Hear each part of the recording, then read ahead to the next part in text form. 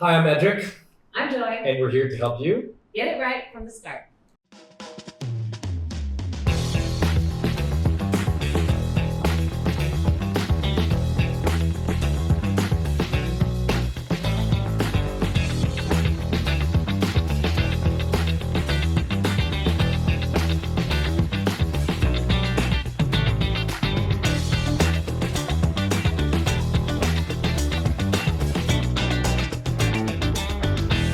So today we're taking a different tack. Many of the different interviews we've had have been stories, right? We've interviewed quite a number of people, including our own kids, and it's been a joy. Today we have a friend, and I consider him a mentor and partner in many ways now in different ventures we've forayed into. Let me introduce him properly, Dr. Wallace Panlilio III. A second. The second, see, there you go. That's how I want to introduce him properly. The second hails from UP as an undergrad, but since then he has continued to learn.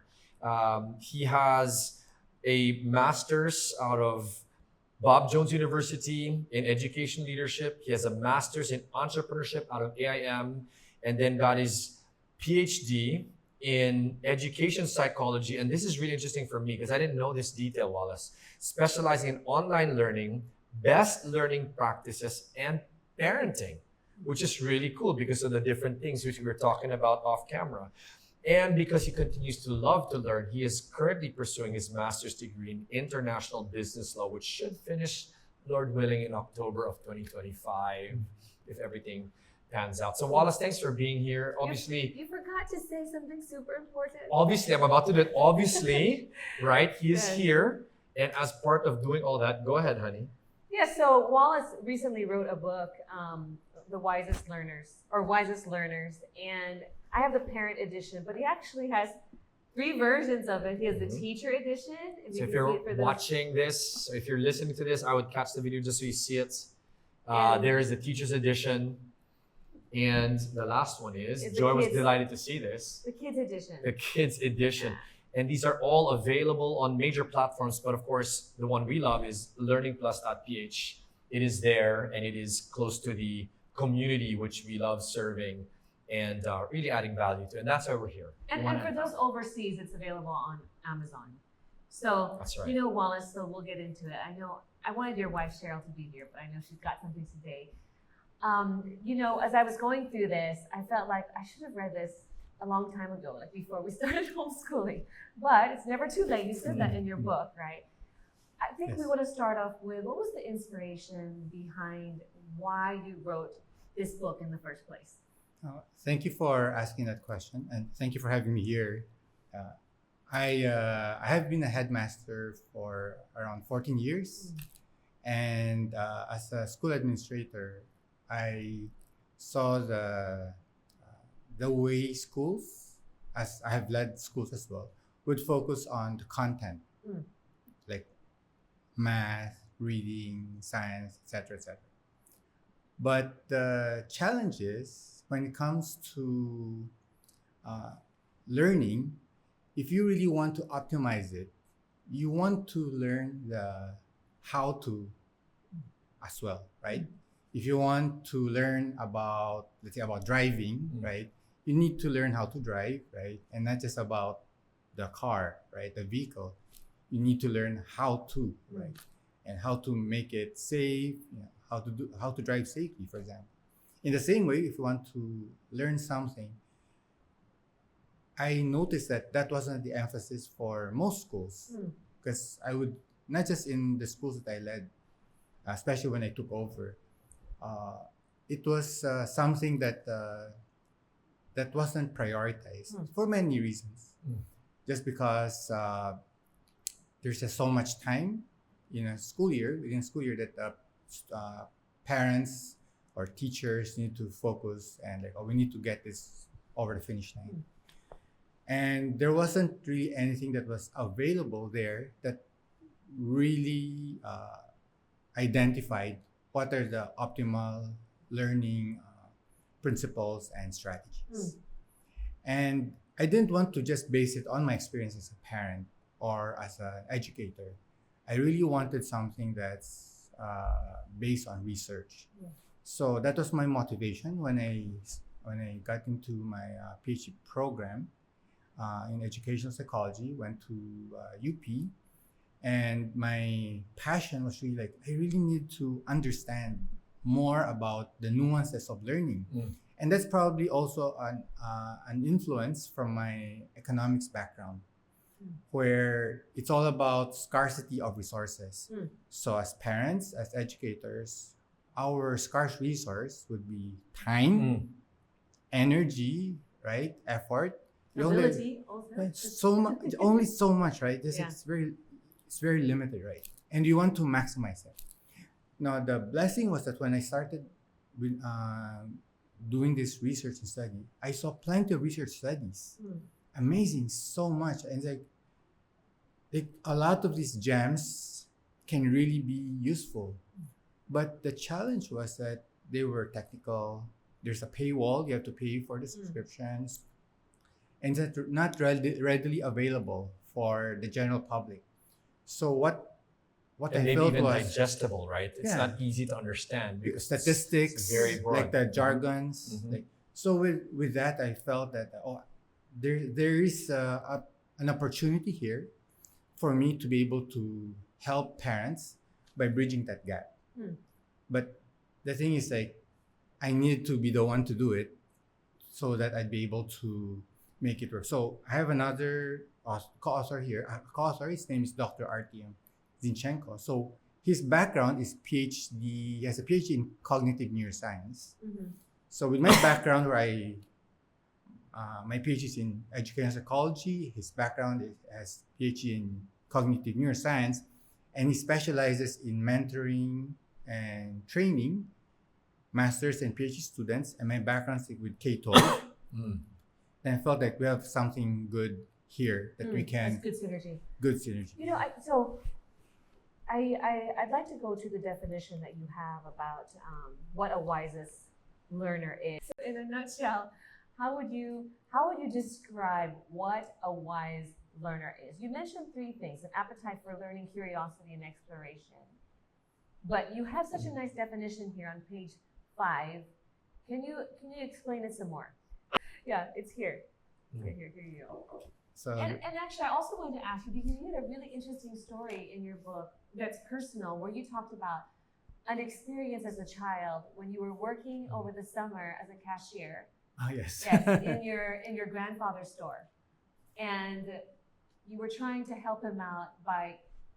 You should share. I can You share. should share the story, but then maybe that was part of the motivation also, that you realized when you were having a hard time articulating yourself, and they were having a hard time understanding you, that there was some kind of gap there in your ability to express what was really going on in your Right. body. So maybe the definition first, and then you can share that story. So, well, I'd like to cover the definition with as I have since we published the book, and as I've worked with parents, like the most important thing really is that a wisest learner would be someone who has internalized and mastered the principles and strategies that we have enumerated in the book. Bottom line.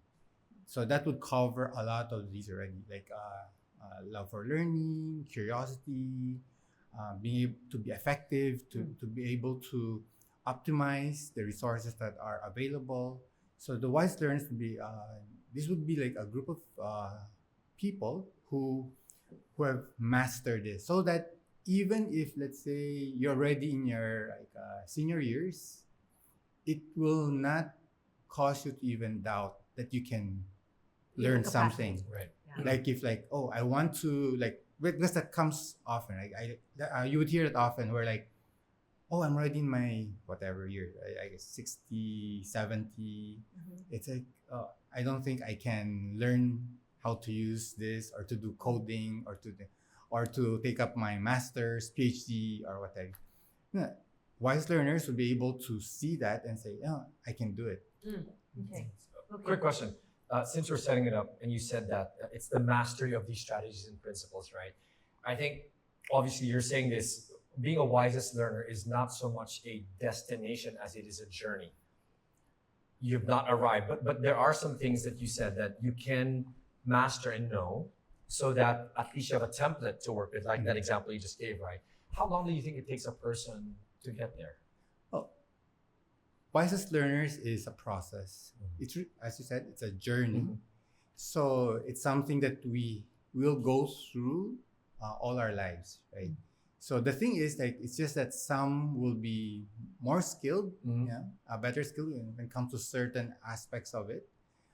So, for example, one of my favorite strategies which I shared in the book. It's a bit heavy, a bit technical. It's a metacognition. I right? saw that and I was like, okay, Wallace has to explain Explain. it. Okay. So if you don't mind me just Yeah. jumping Go right for it. into it. So it's one of my favorite because I'm a very self-reflective person. Mhm. So I like to process things. Yeah. So when I learned about metacognition and did my research, it's really one of the most powerful ways to learn. And in my opinion, it's like definitely top 3. Okay. Because it's like my analogy is like that's the thumb, right? So you have your fingers, but that's the thumb that like put it all together. Just the reason for that is because when you're able to have cognitive skills and you have mastered that, you'd be able to pause, right? You'd be able to pause and to be able to determine how you as a learner can improve. And that applies to not just academic materials, right? Wallace, you mentioned that it's 3 stages. There's the preparatory, the performance, and appraisal. And I know that we will get into this, but could you please just tell your story, because we skipped that bit. Okay. That's Okay. very personal, and how that impacted you, because that's at the beginning of your book. And it was very touching, actually. It was very interesting. So that story of you working in your the cashier. grandfather's Okay, store. Yeah. So growing up in a Filipino Chinese family, I have to work every summer. Okay. So instead of going to Have have fun to the beach, it's like no, I have to work. Right? So it was like in the auto parts industry. So I'd be there, and my designation is like I'd be the cashier. Yeah. So I was just like in my teens then. Yeah. So early teens. Yeah. And then I for some reason there was one summertime that I had the sense that I wanted to bless my grandpa who owns the auto store, because that collection then was very low. Poor, yeah, you said that. Yeah, they say so. Today's the sales were not there, right? But I don't want my grandpa to be sad. So what I did was I set aside the cash. My intention was not to keep anything, but just to hide it, so that the next day, to add to the sales, then because my rationale then was just like, he'll be sad anyway. Might as well be sad. So if today was a bad day, then tomorrow he can be like, oh, you Suddenly. did well. Yeah, because today's gonna be today's gonna be a bad, sad day for him, right? But the next day, because you added up, then just kind of like make up for it, right? With my kind of thinking at the time as a kid. But then the problem was they were looking for the money. It's not balancing. So for some reason, I didn't know about that checking system, right? So then they discovered that it was hidden, and so I had to go home, and then my dad eventually gave me a very important lesson about life, to say the least. Yeah. Which was?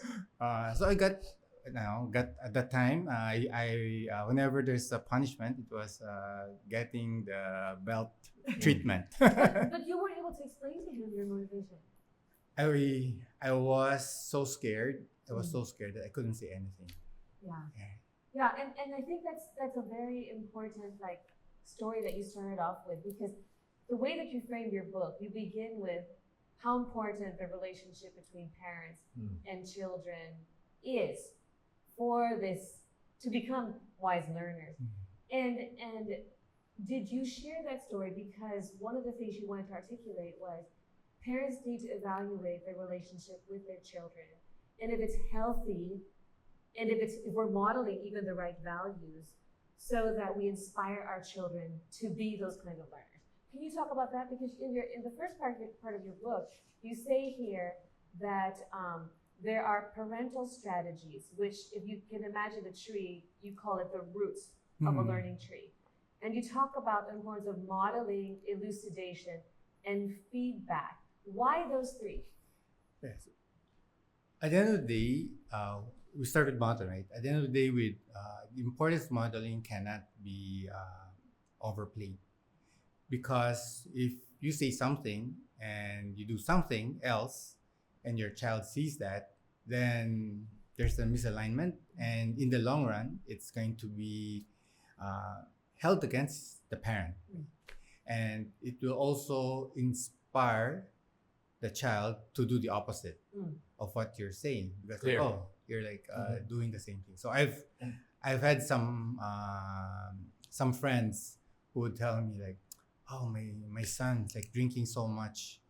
And it's just like, okay, but I just knew that unfortunately my friend drinks a lot. So he would drink in front of the kids and he would reprimand the kid for drinking so much, but it's contradictory. So it's difficult to sustain that kind of discipline. Yeah. Now, the elucidation part, if started off with good modeling, is very important as well. But you call it, so maybe elucidation might sound like a big word, but you call it setting the stage. So one part of it. Yeah. So, because at the end of the day, it's an explanation. Yeah, at its core. I've seen this as a school headmaster. I've seen the value of elucidation when parents take the time to articulate and explain to their children. And that's something that's not that common. Very often parents would be maybe less patient. Because they're busy. For whatever reason. Yeah, it could be like so busy or because they don't feel that they're competent enough or they don't know much about the topic or they're just not interested sometimes, right? So, and I shared this in the book as well, where like one of the fascinating things that I use as illustration was when I was in Tennessee. I shared a bear story where like we were having dinner and there was we were talking about bears. Yeah. So that was another story where like I didn't know there was a bear behind me. So and they were talking about like the bears and all that. And there was the dad who heard about that and his two kids were having dinner and the two kids were just so curious about bears and asked so many questions.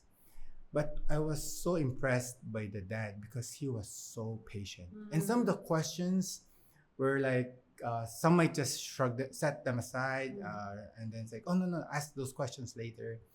But the dad was so articulate, was like so patient in explaining what bears are, difference between bears, brown bears, black bears, among other things. I wish I knew the color difference, like you should run if it's a brown or black, you should not run. I don't even know actually. So just run. Yeah, one of them you should not run. That's what. Just don't run. But the dad was like very was very patient, and I can see their not only the head knowledge for the children, but also the bonding between dad and the kids. And it reminded me of the students in our school and the parents in our school who, when I would see the parents taking the time to articulate and be patient, I can see that not only do they have a closer relationship, but also the students will also be more diligent and passionate about their learning. That's good. And I wanted to just jump in and ask, I want to step a little bit back because we're trying to give people as much as we can from the learnings of Wallace. And obviously one podcast is not going to do that. So we're going to break this into 3 parts. And the way we're structuring it, just so that everyone's on the same page as us, because we're going deep into the woods already with this, which is really good. Wallace framed used a beautiful analogy of a tree. And right now we're already in the roots or the parenting strategies. Just paint the picture of the 3 parts of the tree, how it's set up, and then we can continue the conversation on these strategies, so that our listeners and viewers understand, where we're all at. Okay, so for the roots, we're talking about the relationship between the parents and the child. Yeah, so we call it the parental engagement cycle, because in as much as the book is really about how children can learn better, because this book is for parents, we needed to come up with a model that will empower and equip parents to be able to do that effectively. So that's the reason why we came up with that model, the parental engagement cycle, which as we discussed, the modeling, elucidation, and the feedback. We're going to go to the feedback one. Yeah. So that's the first. The second one would be like the principles. Yeah. Very, very important aspect of because this is the foundational principles when it comes to learning. And the third one would be the strategies. Right. So the second would be the tree trunk. That's trunk. your analogy, right? And then the strategies would be the branches. Right. So we're covering the first one, and we're going to finish that. And then the second podcast, we talk all about the tree trunk, and the third would be the branches, using that analogy. So let's finish the feedback part, Wallace. Yeah, but Wallace, under the elucidation and coming off of what you said about having conversations with children, you said something that I think educators also need to hear, not just parents, but you were saying here that extra assignments, homework, the research shows that extra assignments, homework, or at-home exercises are really not as important as these direct conversations and dialogues that parents ought to be having with their children. I think sometimes we minimize just being around the table and conversing with our children, where they actually learn so much just by having those dialogues with us. And then the last one you talked about is the feedback. Can you explain, I think very specifically here, I was so interested because I hadn't realized it, but you talked about that when you're talking to your children, maybe you're correcting them or you're praising them, that you're supposed to use noun phrases for building them up, and then for the correction part, use verbs. Can you explain that? Okay, so there are 2 things that you highlighted. The first one about conversation with children. The second one about the noun. The nouns and the verbs. Yeah. So start off with the first one, because very important was a research study that was that's made where there were parents and students. Their interaction were studied, and they were asked. The students were the study revolved around determining what would be the most impactful when it comes to the students' grades. Okay. Now the result was so there were 3 things that were compared. The first one was school-based involvement. The second one was home-based involvement. And the third one was what we call academic socialization. So school-based involvement was parents attending school activities. The second one was parents helping with the homework.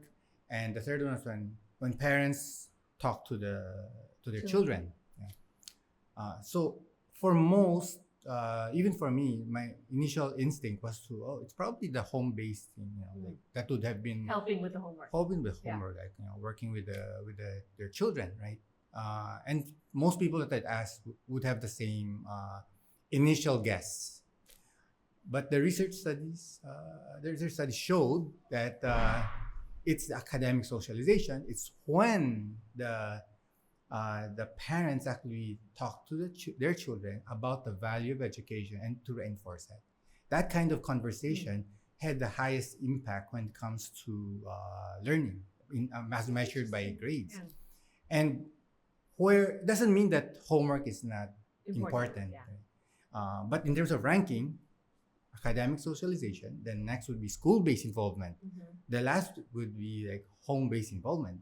However, home-based involvement was impactful when it comes to affecting the child's behavior when it comes to studying. So Okay. just important to note that specific approaches would have unique impact. So, Okay, but basically parental involvement across all those three, right? but at least if you Yeah. know that, if I know that what will help my child in terms of his learning and his grades, so it's just like I cannot neglect having that conversation about the importance of education, Okay. among others. And then for the feedback, I think Ah, this is yeah, the good noun because- based. Yes, the nouns and the verbs. Can you explain it? Because it's a very I am practical, curious. Yes, I'm practical very thing curious that to hear parents this. can apply. Yes, I was inspired. What started me with this research is like there's a book by Dr. Adam Grant, and he talked about this as well. So I'm conducting workshops. It's called From Lips to Life: The Power of Words in Parenting. And so I delved extensively into the nouns and verbs. When it comes to nouns, it's very identity oriented. Mhm. When it comes to verbs, it's less so. So because of that, there would be a difference. There will be a difference when it comes to the impact. So for example, let's say you're going to compliment your child, right? So let's study that. You're going to compliment your child, give a praise, and we will use, let's say, a verb first, right? So, for example, I use the same thing with my daughter. She helped one of her classmates by listening to her classmates and showed a lot of empathy. So I heard my daughter's name is Sweet. So Sweet, you did very well by showing a lot of empathy to your friend. So that's a verb, right? But then, now let's analyze it if I use a noun. Sweet. You're a woman of empathy. Yeah, different. Right? It's different, right? So you're reinforcing it in a different way. But the difference between noun and verb would even be more striking if we use it for criticism or for disciplining. For example, let's say our child would, was dishonest, right? Like, let's say, Johnny, you did not tell the truth a while back. So verb, right? You tell the truth. Let's use it as a noun. What will you say? You're such a liar. Yeah. Exactly, right? You're dishonest. You're a dishonest person. Right? Yeah. So you can, even now by saying that, you can feel the difference, right? Yes. And how that could have Feels good. But it's defining, right? Like Right. they So will. let's sort of and yeah. that, and that will impact them, like, and the thing between, the thing with parenting is that the words that we use will carry on, not just at that moment, right? So by using that, it's like there's no there is that pretty much like an imprint. You are this person, and unfortunately, if you use that based on a negative description, right? Then that very often that's something that can carry on through life as a form of trauma. So I want to end by saying, Wallace, you are amazing using nouns. That was super good, and we're gonna have a lot more practical things we'll talk about. In the meantime, again, I'm Edric, I'm Joy. and we're here to help you. Get it right from the start.